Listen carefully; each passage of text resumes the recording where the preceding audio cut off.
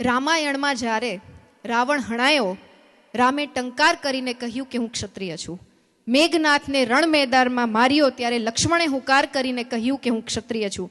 ભરતે ભાઈ માટે રાજપાઠ છોડ્યું, રામને નમીને કહ્યું કે હું ક્ષત્રિય છું. શત્રુઘ્ન કદાચ કશું બોલ્યા નહીં, પણ સેવાથી જેમણે સમજાવ્યું કે હું ક્ષત્રિય છું. અકબરની રાજનીતિ થઈ નકામી, એવા રાણાએ સમજાવી દીધું કે હું ક્ષત્રિય છું. હું સાહિત્યકાર કે કોઈ વક્તા નથી, પણ નાની વાત આપ સૌ સમક્ષ મૂકવાનો અવસર મળ્યો છે એટલે કહેવા જઈ રહ્યો છું. બે વાત કહી અને મારી વાતને વિરમીશ. બહુ સારી આ ઝાલાવાડની ધરતી છે કે જેમાં ઝવેરચંદ મેઘાણીથી લઈ અને સરદારસિંહ બાપુની જે ક્રાંતિકારી વિચારધારા છે એને સલામ અને નમન કરવાનું મન થઈ જાય.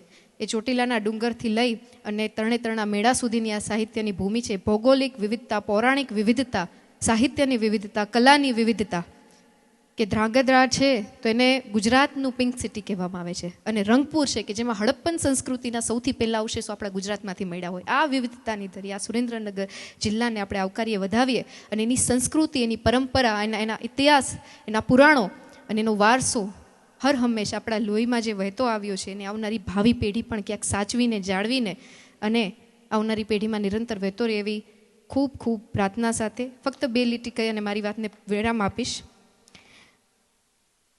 રામાયણમાં જ્યારે રાવણ હણાયો, રામે ટંકાર કરીને કહ્યું કે હું ક્ષત્રિય છું. મેઘનાથને રણ મેદાનમાં માર્યો ત્યારે લક્ષ્મણે હુંકાર કરીને કહ્યું કે હું ક્ષત્રિય છું. ભરતે ભાઈ માટે રાજપાઠ છોડ્યું, રામને નમીને કહ્યું કે હું ક્ષત્રિય છું. શત્રુઘ્ન કદાચ કશું બોલ્યા નહીં, પણ સેવાથી જેમણે સમજાવ્યું કે હું ક્ષત્રિય છું. અકબરની રાજનીતિ થઈ નકામી, એવા રાણાએ સમજાવી દીધું કે હું ક્ષત્રિય છું. ઔરંગઝેબ કટ્ટરવાદી ભલે બન્યો, પણ શિવાજીની તલવાર બોલી ઉઠી કે હું ક્ષત્રિય છું. સરદારનું અખંડ ભારતનું સ્વપ્ન, રજવાડાઓનું દાન બોલે છે કે હું ક્ષત્રિય છું. દેશ સરહદે વીર સૈનિકો જાગતો રહે અને શત્રુને પડકારતો બોલે કે હું ક્ષત્રિય છું. ભારતભરના પાડિયાઓને પૂછજો તો અંદરથી અવાજ આવશે કે હું ક્ષત્રિય છું. અને ખાસ હાલ કોઈ પણ અહીંથી સંકલ્પ લઈને જજો ત્યારે પાર પાડીને જ બોલજો કે હું ક્ષત્રિય છું. હું સાહિત્યકાર કે કોઈ વક્તા નથી, પણ નાની વાત આપ સૌ સમક્ષ મૂકવાનો અવસર મળ્યો છે એટલે કહેવા જઈ રહ્યો છું. બે વાત કહી અને મારી વાતને વિરમીશ. બહુ સારી આ ઝાલાવાડની ધરતી છે કે જેમાં ઝવેરચંદ મેઘાણીથી લઈ અને સરદારસિંહ બાપુની જે ક્રાંતિકારી વિચારધારા છે એને સલામ અને નમન કરવાનું મન થઈ જાય.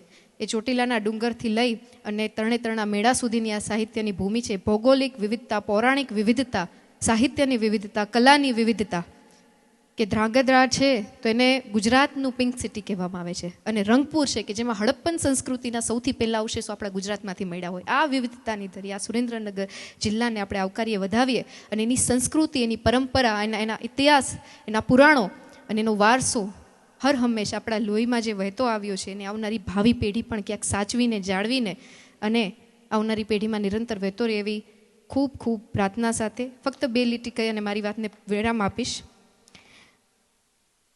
રામાયણમાં જ્યારે રાવણ હણાયો, રામે ટંકાર કરીને કહ્યું કે હું ક્ષત્રિય છું.